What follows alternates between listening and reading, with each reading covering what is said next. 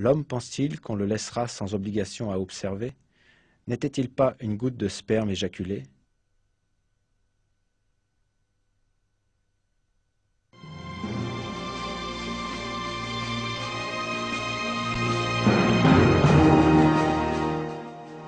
Une étude attentive montre que le Coran nous informe que l'homme n'est pas constitué à partir du sperme en entier, mais que d'une toute petite part. C'est aussi ce que dit la science moderne.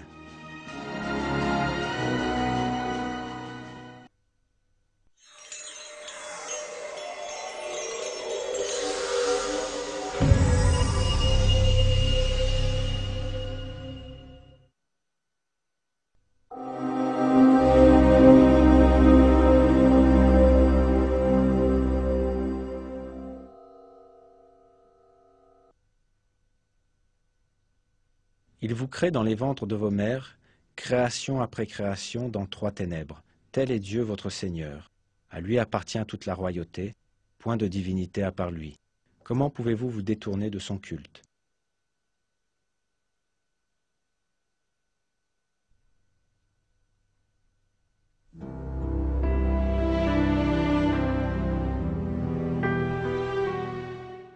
La biologie moderne a révélé que le développement embryonnaire du bébé se produit de la manière révélée par le verset.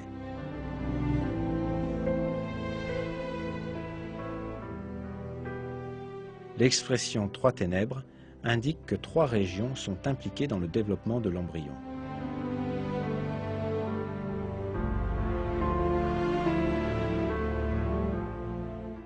Il s'agit de la cavité de l'abdomen, de la cavité de l'utérus et de la cavité du placenta. Il est également souligné dans ce verset qu'un être humain est créé dans l'utérus de la mère en 3 étapes distinctes. Dans l'embryologie humaine fondamentale, un texte de référence dans le domaine de l'embryologie, ce fait est énoncé de la manière suivante.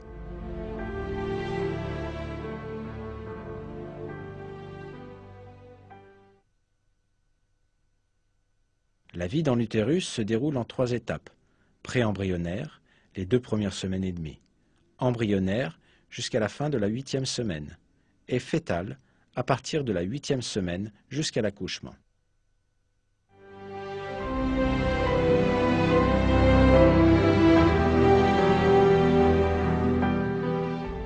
Les données sur le développement dans l'utérus de la mère n'ont été disponibles qu'après des observations avec les appareils modernes. Pourtant, comme bien d'autres faits scientifiques, de façon miraculeuse, Dieu attire notre attention sur ces éléments dans les versets du Coran. Le fait que des données aussi détaillées et précises aient été données dans le Coran à une époque où les gens n'avaient que très peu d'informations sur les sujets médicaux est une preuve claire que le Coran est la parole de Dieu.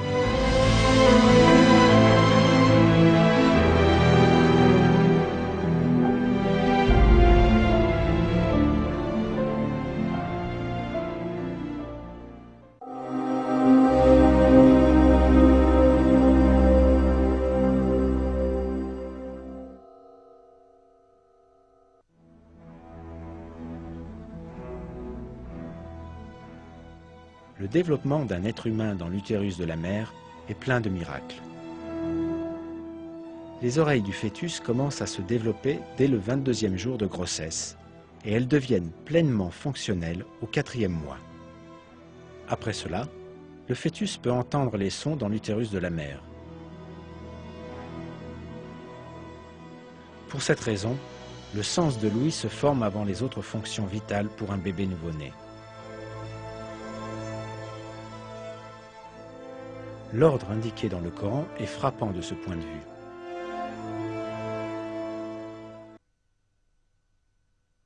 Et c'est Dieu qui a créé pour vous l'ouïe, la vue et l'intelligence, mais vous en êtes rarement reconnaissant. Dieu vous a fait naître du ventre de vos mères, dénué de tout savoir, et vous a donné l'ouïe, la vue et l'intelligence. Peut-être lui en serez-vous reconnaissant.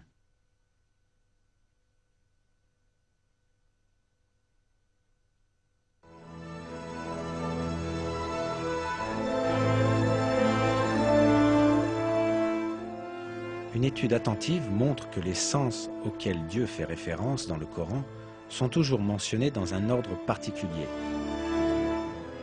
L'ouïe, la vue et l'intelligence. C'est exactement le même ordre suivi par le développement des sens d'un bébé.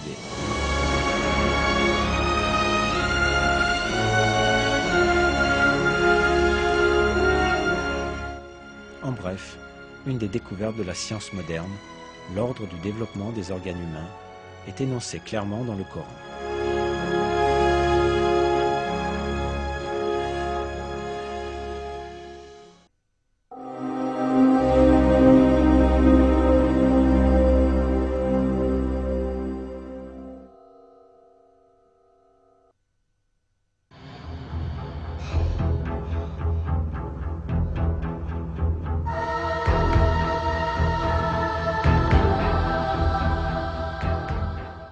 Le Coran met un accent particulier sur un élément.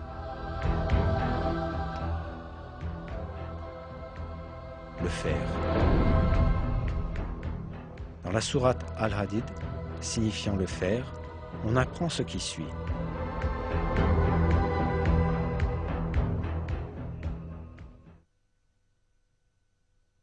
Et nous avons fait descendre le fer dans lequel il y a une force redoutable, aussi bien que des utilités pour les gens.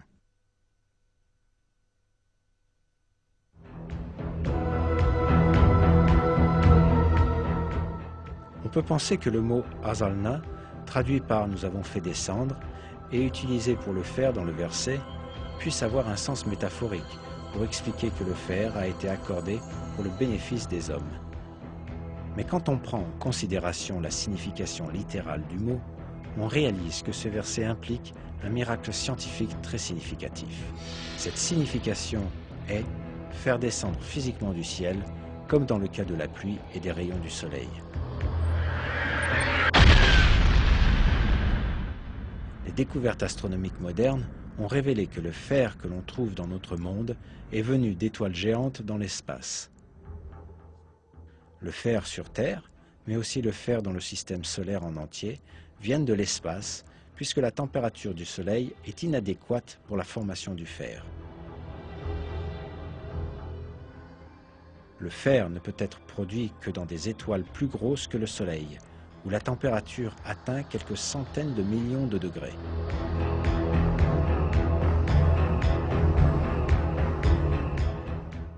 Quand la quantité de fer excède un certain niveau dans une étoile, celle-ci ne peut plus s'en accommoder et elle finit par exploser dans ce qu'on appelle une nova ou supernova.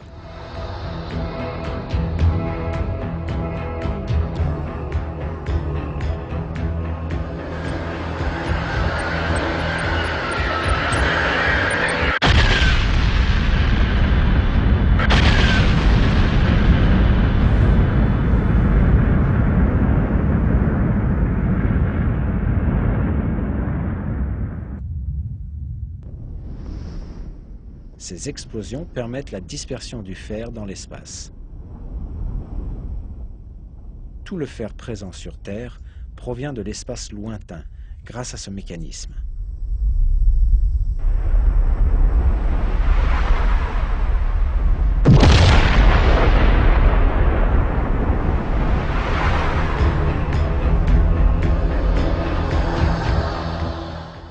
En d'autres mots, le fer est descendu sur Terre, comme nous l'apprend le verset. Il est clair que cette information n'a pas pu être établie au 7e siècle, quand le Coran fut révélé.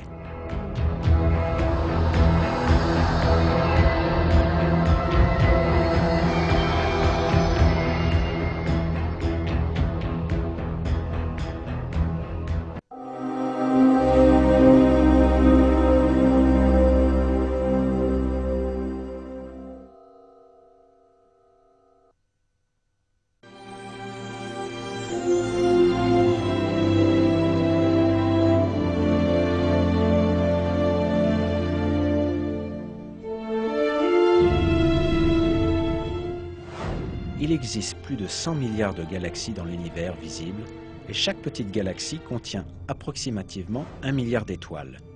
De plus, chaque grande galaxie en contient plus d'1 trillion. Beaucoup de ces étoiles possèdent